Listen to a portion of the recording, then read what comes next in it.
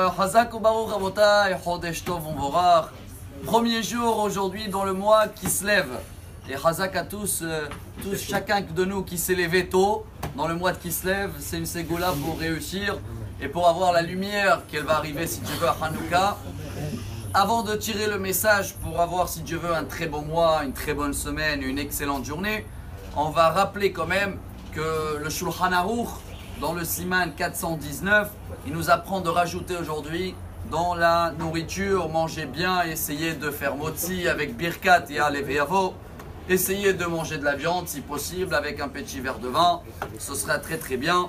Bien s'habiller, ça vous le savez. La Gemara Beitza, traité Beitza, page 16, on a compris ensemble que tous les frais de Tishrei, jusqu'à Tishrei de l'année d'après, sauf Tishrei, est déjà marqué. Et on a vu ensemble que les initiales de Tishrei, vous vous rappelez, Torah, Shabbat et Rosh Chodesh Yom Tov. Donc, le mois de Kislev, qui c'est la poche, hein. On peut y aller dans tout ce qui est donné pour les autres, comme on a vu ce matin pour les Kolelman, etc. Donc, plus on va donner de notre poche, plus on va utiliser le Kis, et plus le lève, le cœur, si vous voulez, va se remplir. On va terminer avec le signe en hébreu de ce mois. C'est quoi le signe du mois de Kislev? Gachat, comment on appelle ça en français? Flèche. L'arc, voilà. L'arc, pour quelle raison?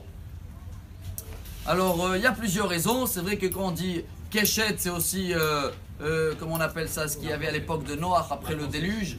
L'arc-en-ciel, que c'est le moment où la pluie commence en Israël, Bezrat Hashem, j'espère à partir de cette semaine, aujourd'hui et demain. Et s'il y a ceci, c'est pour rappeler l'époque de Maboul.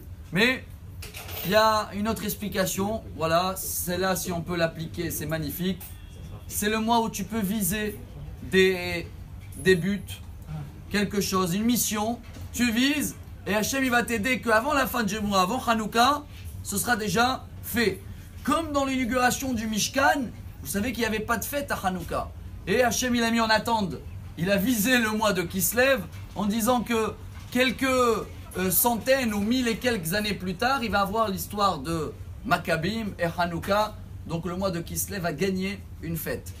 Tout cela pour chacun de nous qui ne veut pas rater le but, il faut qu'il trouve sa mission.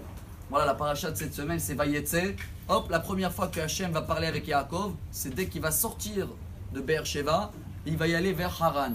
Donc sa mission, sa vie, son mariage, ses enfants, se trouver quelque part d'autre. Si on peut terminer avec cette phrase, ce mois-ci, on va avoir tous beaucoup des examens. Et on va pouvoir les réussir. Mais le problème, pourquoi on échoue beaucoup de fois les examens? Parce qu'on n'arrête pas de copier sur les autres. Mais on a oublié que c'est pas bien de copier sur les autres car on n'a pas le même examen. Chodesh Tov et des bonnes nouvelles. Chacun qui va prendre son examen et il va remplir ses questions sans copier. Il va voir qu'on va avoir tous un mois rempli des lumières, rempli de kiss de la poche, rempli de lèvres du cœur. Et Bezrat Hashem, Chodesh Tov, Besorot Tovot, Shavua Tov. Amar Rabbi Elazar.